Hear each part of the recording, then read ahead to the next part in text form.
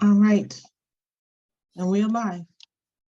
Hey, welcome this morning, Woo family. Just welcome. My name is Dr. Fatima, and today we're going to have an extraordinary relationship and this conversation around sacred motherhood. So come on, get your coffee, get your tea, get whatever that settles you, lay in your bed, put your headphones on, just be with us this morning. And I am so excited about being here with you. So let's take that on. And I am appreciating the fact that you woke up this morning and you're here. Okay. So, got it. Wake up. Good morning, Woo community out there in Facebook land. I want to just thank you for showing up and for being present here today.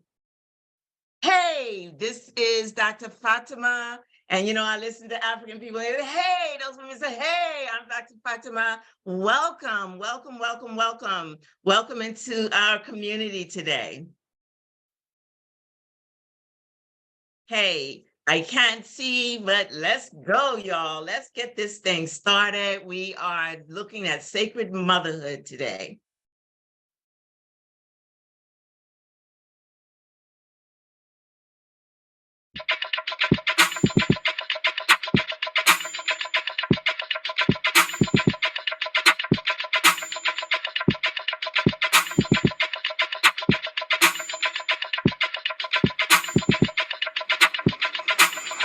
Wake up, everybody. It's time to get up. Wake up, everybody. It's time to get up. Stay woke, stay woke, stay woke. It's time to get up. Stay woke, stay woke, stay woke. It's time to get up. We're healing, we're dealing, we're growing. Together, together, releasing. We're teaching, we're moving. Together, together, we're learning, discerning, we're striving. Together, together, we're leading, connecting, transforming. Together, together.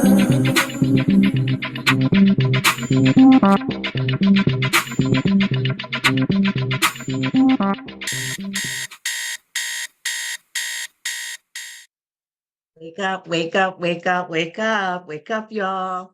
I just want to say grand rising. The sun is coming up behind me. And I want to say peace to all you mothers, you sacred mothers out there, and who thought that you made mistakes raising your children. Yeah, you might have made some mistakes. You may not have made mistakes. Maybe it's just a feeling that you made mistakes. But you're carrying around a lot of guilt, of shame, blame for what you did or you didn't do. So we're going to be in that space today. And before we get there, what I'd like for us to do is to really just take a moment, and myself to take a moment, and let's just stop. Let's just get clear. You might be lying in your bed. You might be on your way out the door. Many different things that we could be doing this early in the morning as the sun comes up. But I'm going to put on, at least Kenyon Food's going to put on for us, a song that I would like for us to just settle into and know that we are all bringing our heart into this space today. So please, let's get started. Take a deep breath. Breathe in.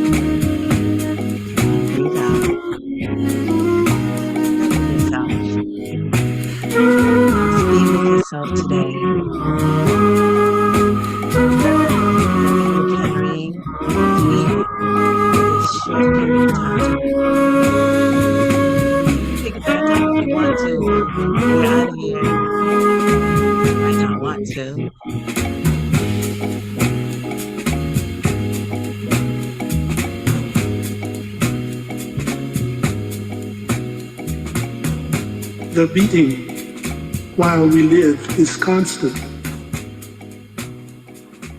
That bleeding flesh within the chest. How long will it continue? A heart stops, another starts. It beats and bleeds within the chest. It whispers, it speaks the truth. Listen, the soul, sometimes staggering under life's challenge, is straining every unseen fiber. Then, desires and fears are seen no longer. The soul is but a stillness somewhere in space.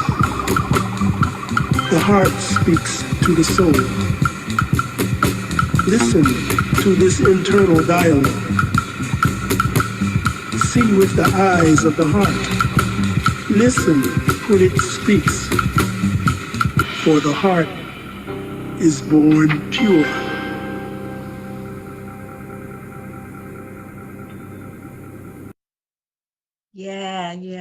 Yeah.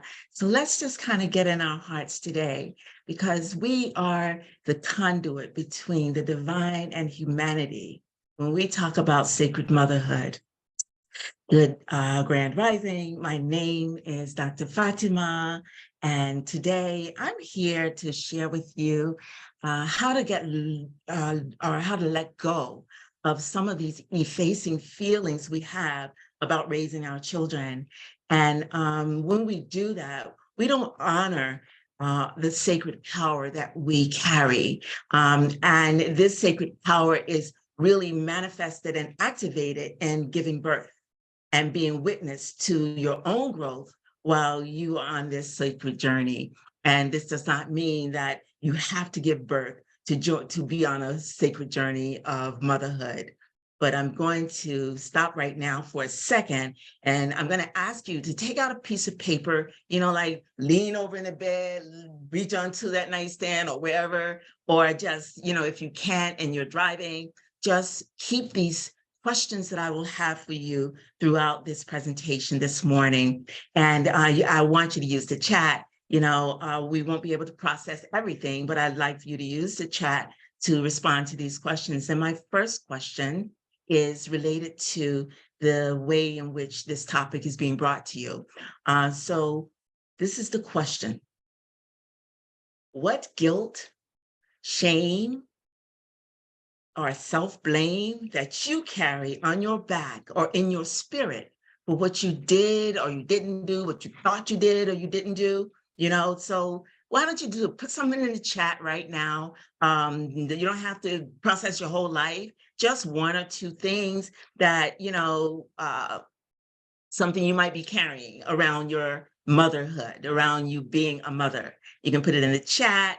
You can write it on your paper. You can just carry it in your mind, in the thoughts, because we're going to be sort of unpacking that a little bit today. So take a moment. And please, out there in Facebook land, I know sometimes it's just like it's in the background, but you want to just capture this question because it's something we can unpack. And I'm going to come back so we can really unpack it. So let's continue. I'm going to share with you a little bit about my journey, my motherhood journey. Can anyone put anything in the chat around this? Just let me know when they do, and so that I can actually respond or not respond. Maybe someone in the space can respond. Hi, Abimbola. How are you, Abimbola? Oh my goodness. So I'm going to start with the fact that I am the mother of 8 children. I have 4 adult males and 4 adult females. And when I say adult, that I'm the mother of 8 children, like biologically, they came through me. I breastfed them. I homeschooled a few of them. And I want to just say that where I find guilt, like I find that most of my guilt is centered on the raising of my sons. I'm not saying that there aren't places where my daughters were not at the mercy of my underdevelopment, my decisions, my lack of decisions that impacted them in some kind of way. I'm not saying that. But what I am saying is that I have 4 boys, 4 men now, from 4 by 4 different men. And I know that this could be a typical scenario for any woman in any poor urban community. And this is regardless of, whether or not people labeled me while I was having my children. Oh, why are you having so many kids? Even my children, oh, why are you having another baby, And that is not the journey that I was on, responding to why I'm having children. A lot of it was because I was very unconscious about this notion of motherhood. So I want to say that when we think about this notion of being a mother, what does it bring up? Today people might say the same thing. Dad, she got so many kids. Why she have so many kids? We hear it all the time. Like, why she have another baby? So I want to just say that in this short talk that we're going to have, that having children is a sacred journey. It is a sacred place to be. And that regardless of how you were labeled around it, what people said, that it does not diminish the sacredness of giving birth and witnessing your own growth and development as you raise, because each time you have a child, that's a new energy. It's a new energy that you've got to adjust to. Now, some power. And we may not do it right all the time, but it's some power.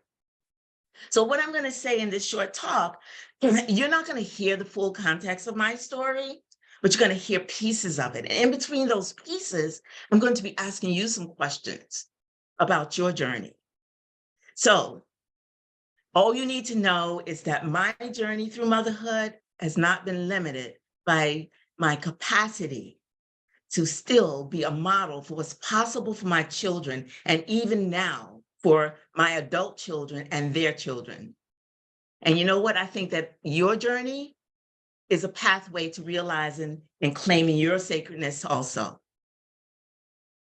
So, as my own development was being tested and fed, along the way of this journey, it was conscious, it was unconscious. Many times it was messy, it was crazy, it was scary as shit. And still, I'm not sure how I stayed on that journey. Like, you wonder, like, damn, how did I stay on that journey? What did I do? I would say it's only through faith that I was continuing and I stayed on that journey. And accept faith and some guiding force that I could not acknowledge along the way.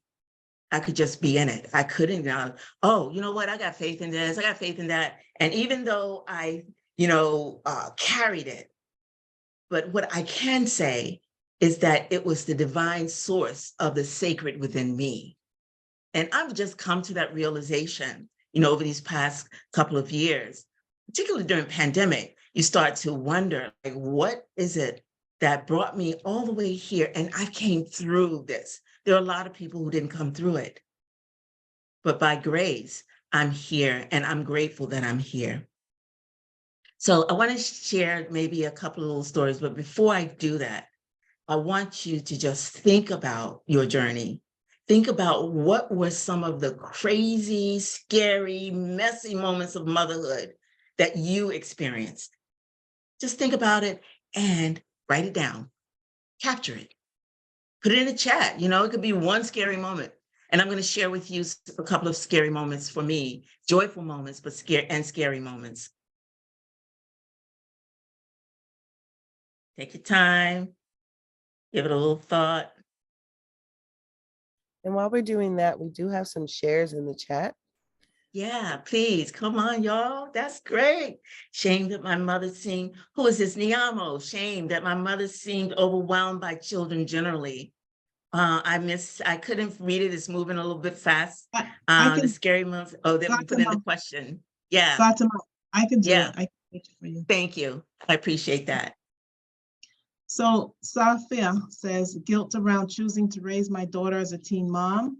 I feel, okay, why is that thing there? Oh, I feel like she didn't get as much of me as my son is getting.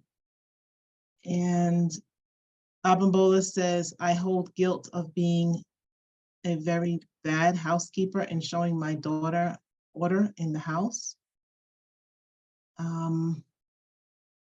And you read Naimo, I don't know, I don't think you finished it. Shame, Naimo says, shame that my mother seemed overwhelmed by children generally. I didn't have Yeah, Niamo. I didn't have Go a lot ahead. of friends come over. She wasn't welcoming. And I put in the chat somewhere, where I put, oh, I hold guilt around how I handled money and the amount of times I said no. Yeah. And that was in relationship to your children. Yeah. Yeah.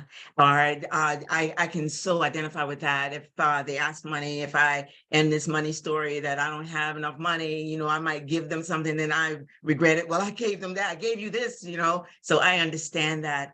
And there was another message.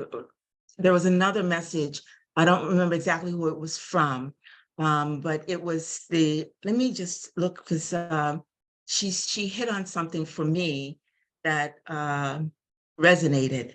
Was it the teen mom?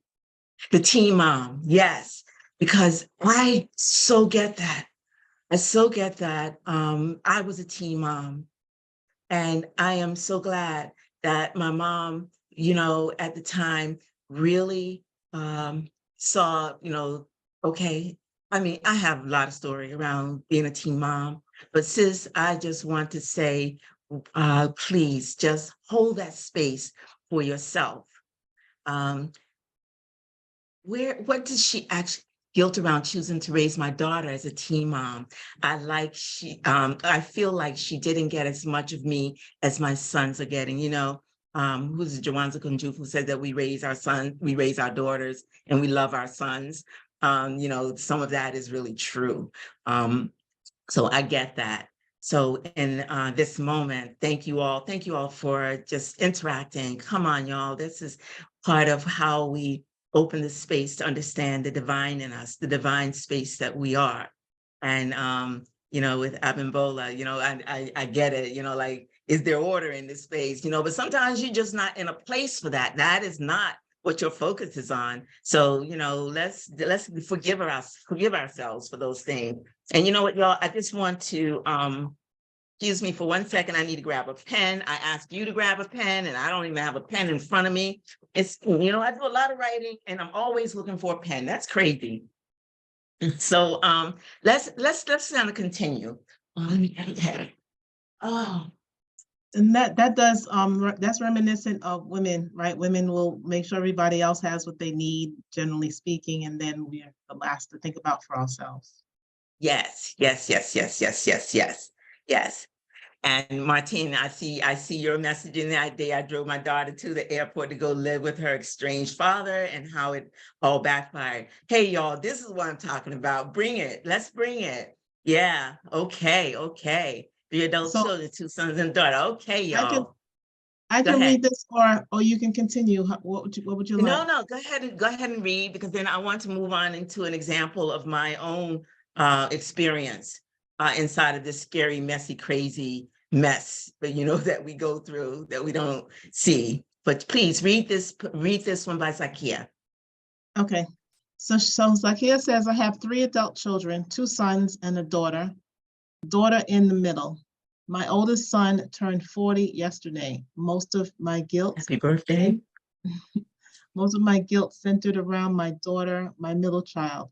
If you looked up Daddy's Girl in dictionary, you would see her picture.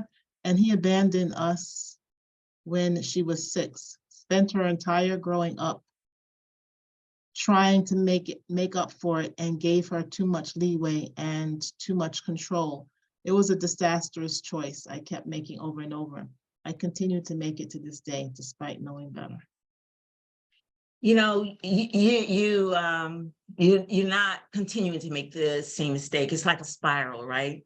So we made this mistake and we go around that spiral, and then over here on the spiral, like it's connecting. And yeah, it seems like the same thing, but it may not be the same thing. So you got to take on, okay, why am I saying to myself that I'm making this same mistake today? I don't know if your daughter is an adult now or not, but let's start to pay attention to these moments and just jot them down, remember them, because they're coming up. They're coming up for a reason. So what I'd like to do right this moment is to just share a little bit of an example about my scary, crazy, messy. I'm going to share 2 examples. So the first example, I'm going to talk about my 4th child, because it's my 4th child where I had, come to the realization about what it means to be a parent, what it means to really take on that ownership of motherhood. And he said, why you waited for? And it's not that I wasn't on this journey with the other children, but this one is really is particular. So what I am present to is a couple of things. So let me just kind of close this out for a minute so I can present myself to sharing with you this story. And happy birthday to that young man who made 40, young Black man in this country making 40. That's powerful. So the 2 examples I want to share with you is one in terms of a sacred mothering sisterhood that was around me, around this 4th child. And my young daughter at the time, she was 6 years old, giving birth to her brother. And the second one is about an angel who helped me through something that I didn't think I could get through. So in this first example, when he was born, I was very much involved in the Black Power movement. I was very much involved in the African Center, really centering myself with my African consciousness. And I would take African dance classes and I would learn, rhythms, and I wanted to play the shakere.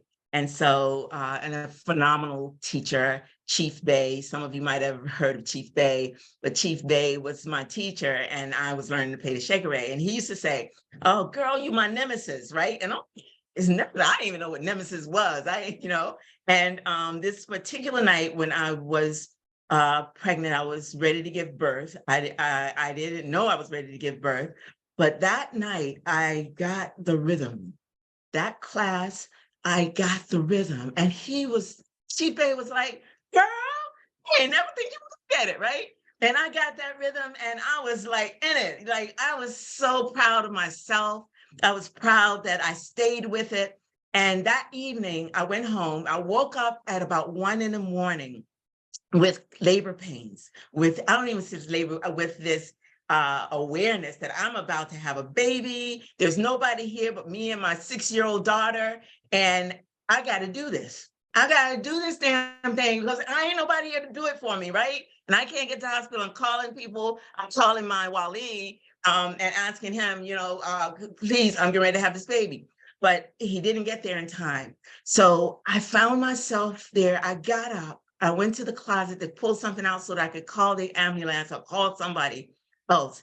And I started giving birth. My 6-year-old daughter is sleeping in the bed with me. She gets up, she sees what's happening. And what she does is she runs in the closet. This is another part of a story of me running in the closet at the death of my great-grandmother who raised me. But this piece, in terms of her running in the closet and me having to coach her to come out of the closet because I needed her support. I needed her help. And that girl, she stood, she says, "Well, mommy, what do I do?" I said, "Get me a towel." I told her, "Go tell the landlord downstairs to boil some water." Like, I didn't even know. Boil water, well, I'm boiling water, right? I didn't even know what I was doing, but she was like right there. And as I began to push that baby out, she's standing, she's watching me push this baby out, or this baby starting to emerge. And it was like extraordinary. It was extraordinary to have her there and to have her as my support.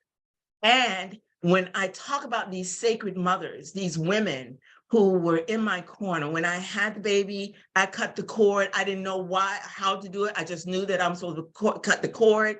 I tied a knot around the umbilical cord. I cut the cord. Now, all of this is instinctual. It's not like I went to school as a doula. It's not like I understood what was happening during this birth. And I already had 3 children. Like, I didn't understand what this was.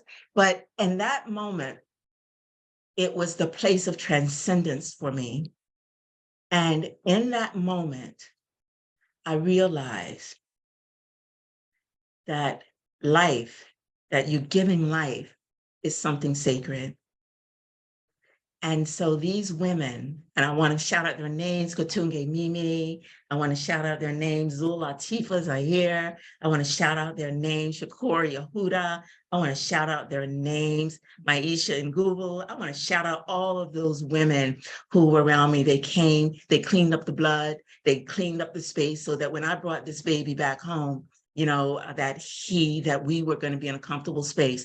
And one of those women had taken me to her house so that I could have space to nurture and bond with this baby. Now, we're going to fast forward about 10 months later. So I want to say this, and I want to say it with a lot of respect, but also a lot of chiding around the choices I made. So I go to Ohio. So, you know, my people, like this cadre of Black nationalists that I associated with, you know, I went to Chicago. I'm Muslim. I go to Chicago. I mean, not Chicago. I'm sorry. I go to Ohio, and with this baby, you know, newborn baby, they came to rescue. They heard that I had given birth to this baby, and it's like, oh yeah, she gave birth to baby, you know. And so we went to Ohio, and I had the Salam Alaikum marriage. Now, I'm not disrespecting, but this is what it was. It was one of those Salam Alaikum marriages, and this man, you know, he didn't love me, but I've had 2 children by him. And this 4th child, when he was 10 months old, I went to a friend's wedding, the very friend that I called when he was born, my wali, which is a friend, is a man who actually supports and, you know, speaks with you. And okay. So I went to a wedding. It was on a Thursday night in November, and my son was 10 months old.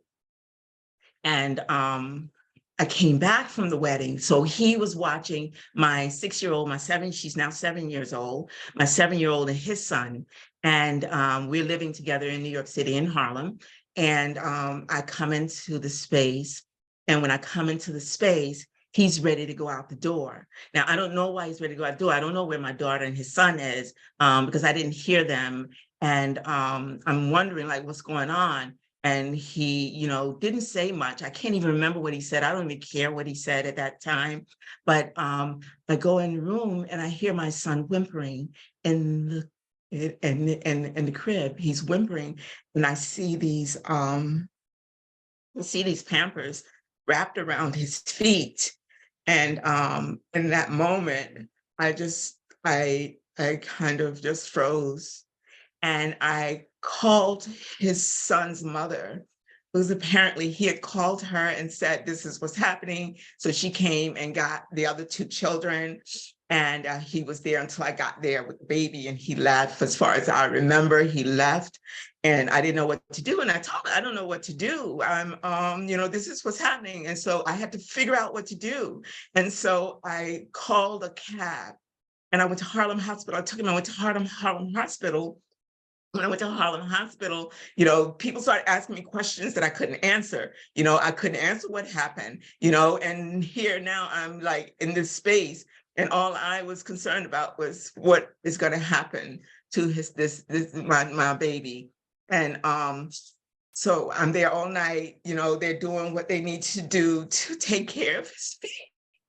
And that morning, a sister came on shift. Her name was Rahima, and she's from the Bahamas. She came on shift, and she saw what was happening, and she said, sis, you go home and, you know, get a little bit of sleep and, you know, come back later. I'll take care of your son. And she did that. She took care of my son. She took care of me. She made sure that we had what we needed for as long as I stayed there, as long as he stayed in that space in that hospital. And so I'm sorry, because that pain, and I want to say this to women who are worrying about, you know, that shame or that guilt or that pain, it's there until we process it enough that we can hold the space to not to have to experience it. But I just wanted to share those because Rahima was my angel, and all those women who I mentioned were my mother, sacred mothers on that journey with me. And I want you to know that these are the things that we should remember about who we are as women, who we are as giving birth to universes. So with that,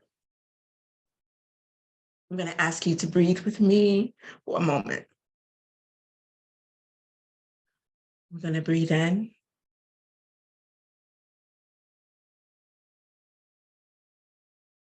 And breathe out.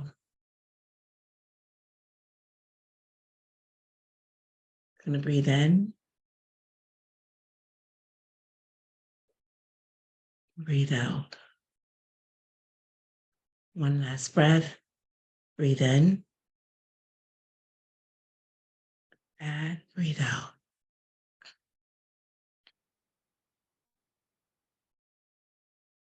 Okay. I'm bringing it back together.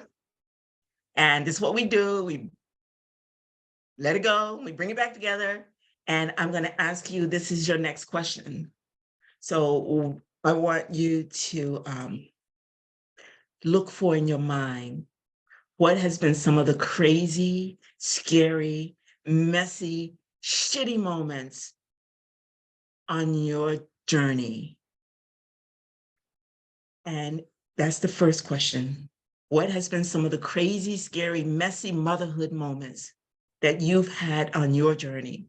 And the second part of that question is, what thing, what persons, or what situation helped you to rise above from those deranged moments? You remember when Martin said, you know what, this is crazy and deranged, you know? So I want you to give a thought to that. Put that little piece in the chat or put it on your paper, write it down, just hold the space. And I tell you, if you come back on Sunday, July 5th, we're going to unpack this more with what your journey has been. We don't have a lot of time today to unpack everybody's journey, but Kenyofu, is there anything in the chat is there anything in the chat that you might want to share? February 5th on Sunday. Yeah, Yes. nothing's in the chat in reference to your recent question or any crazy, scary, messy stories. I think that people are in the space with you right now. And I feel like we're all holding space for you, and maybe it's a moment to stay here and to let you feel that. Yeah. Now that's what I call a community. Yeah. That we can hold space for each other,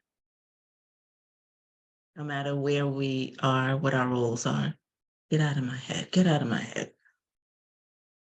Okay. So I'm good. I just want people to take that away, just have a thought about it and know that you got through it. Know that I got through it, but I got through it with community, with others, with people who held space for me during those moments. Right. So let's hear from some folks in the community about their experiences as well. Bring some other voices. Yeah. All right. So anyone want to come off mute and share a story or okay, Sweetness. She's serene. Mm-hmm. All right, Sweetness, you can come yes, peace and blessings. Peace and to your beloved blessings. queen. So I wrote that, I have several stories that I can freely, and I'm using that word intentionally, freely tell. And I would tell it in front of my mother or my children, because for today I am serene with acknowledging the power of my womb. And I woke up this morning, beloved, um, wanting to share with my youngest son. I have a 35-year-old who has a baby, 11-month-old baby, and he's just so awesome with him. And I had some things that I wanted to share with him, and so I texted to him. And that happened this morning, and then I wake up and then we're talking about this. So with I'm putting the air quotes up, with the mistakes and errors that might have happened on our 35 years together as mother and son, doesn't take away from the wisdom that I now have to give to him. And that's what I am sitting real comfortable in, that I've recognized. I've been through a couple of different programs where it's been brought to my attention the power of the womb, and I've forgiven myself for um, outsourcing my womb to those who might not have been very worthy of it. So, yeah, I share it with my son, and I feel real good about it. And I'm not responsible how he responds to what I shared, but I know that when I woke up, it was in divine space. And so, thank you so much for opening yourself up, and myself, my sister. I love you. Love you back. I With that, love you I'm back. complete. Awesome.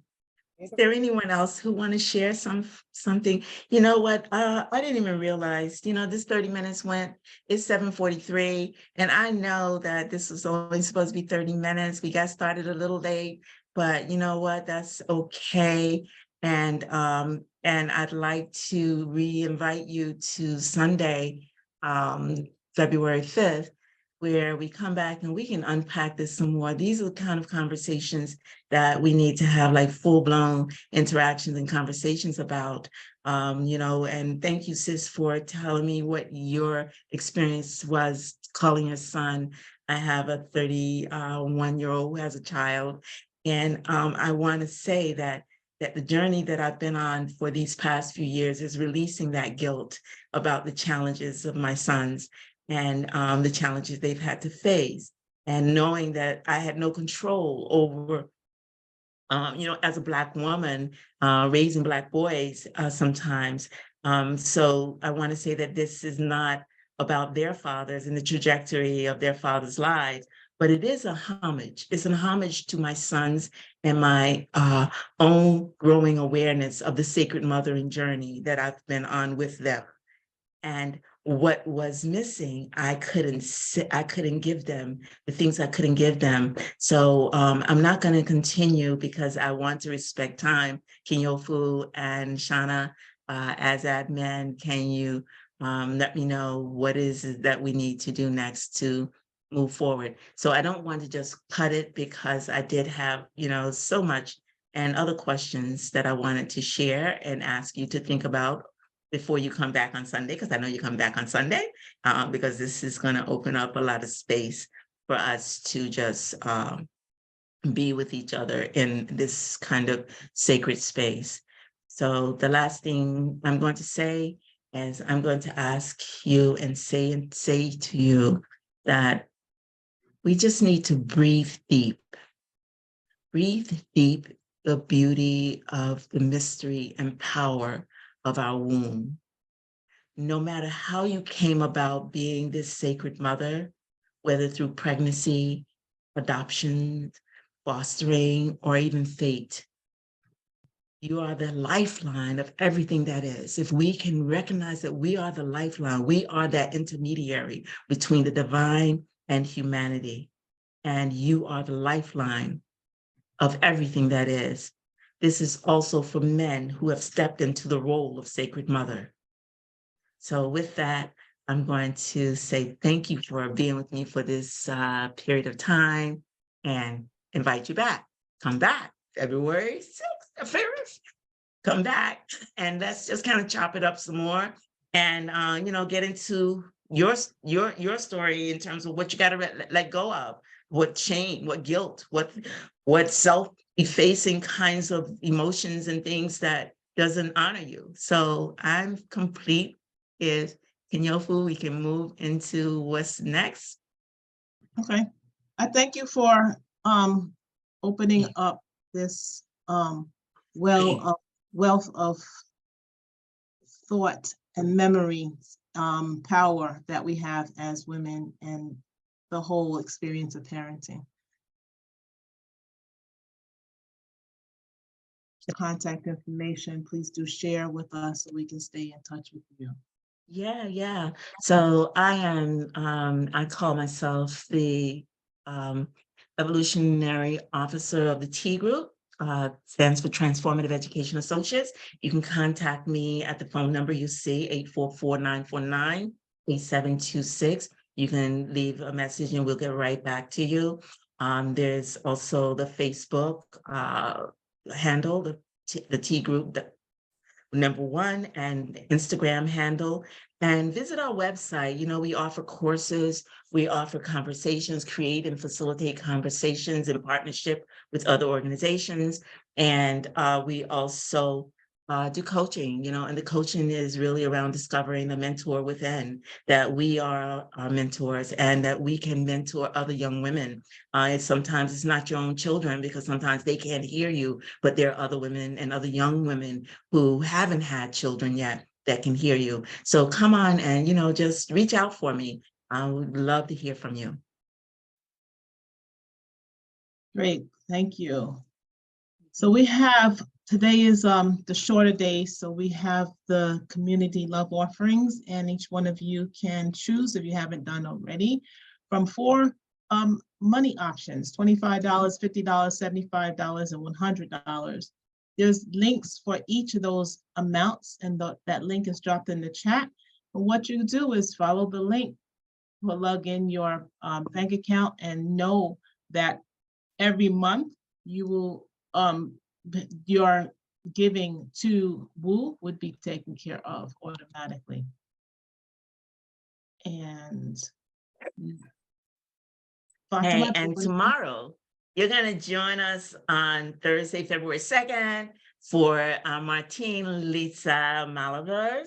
And Martine's going to be doing a part 2 on I Forgive You. And this is so powerful, forgiving you yourself and forgiving those who are around you who you thought did something, to you or to your children or whatever, So join us tomorrow for this wonderful, extraordinary facilitator, Martine, and I Forgive You, part 2. Thank you.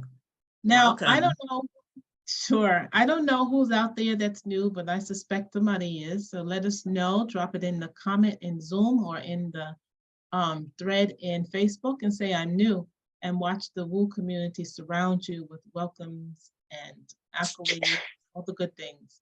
We want you to know that this is your space and that we're here 5 days a week. So that Sunday, Tuesday, and Thursday, our long days from 7 to 8:30. And we are also here from 7 to 7:30 on Monday and Wednesday. Those are our shorter days, like today. We're always streaming live on Zoom and on Facebook. And if you want to receive text messages to remind yourself when we're here, you can do this now. If you haven't done it already, open up a text, type in 74121 in the telephone number section and WU Nation in the comment section and press send. And you'll be on our automated text alert system. All this is going to be dropped in the chat, so you can take the links, grab the links. We have swag. So bit.ly/WU swag is where you can go to get all the goods and all the merch that you want to represent WU with. We have leggings and t-shirts, sweatshirts, journals, candles, mugs, thermoses, masks, and more. So go check out the site, bit.ly/WU swag. Please do register every week. When you do that, then you are on our email list. You will receive who's coming up for the entire week. So you will have your week set up in that email, bit.ly/Wake Up Movement. And you need to do that every week because every week we have a new lineup. Facebook pages, we have 2 of them. One is private, one is public. We are streaming live to bit.ly/Woo community right now. Go join it if you haven't already. Go to bit.ly/Woo Nation. Woo Nation is uppercase. That's our fan page. Go there, click like. We also are on Instagram at Wake Up Everybody Virtual, YouTube at bit.ly/Woo on YouTube, and we have our email right here, info.wakeupseries@gmail.com. You can send us a message, join us, follow us, and share, folks. So I am stopping this, and I'm going to ask you all to unmute yourself and give us a love shower. Give Fatima a love shower. Thank you. Thank you. Thank you so Yes, much. Shukran, Thank you. Shukran, Let's go with January 5th. Thank you. Thank you so much. Thank you. You are wonderful. Session. Appreciate Thank you, though. Love you. Love you. Thank you. Thank you, thank you, thank you, thank you, Father. Blessings to you and your family. Wow, love all Love and of blessings you. to you, Thank you, Shukran. Father, for this. Looking forward to Sunday. Hey, thank you, thank you, thank you, thank you, Woo community, the Woo Nation. I heard that the other day. I said, yeah, that's what it is. This is a Woo Nation. Wake up, everybody. All right. Thank you all, and such a pleasure. You just told me.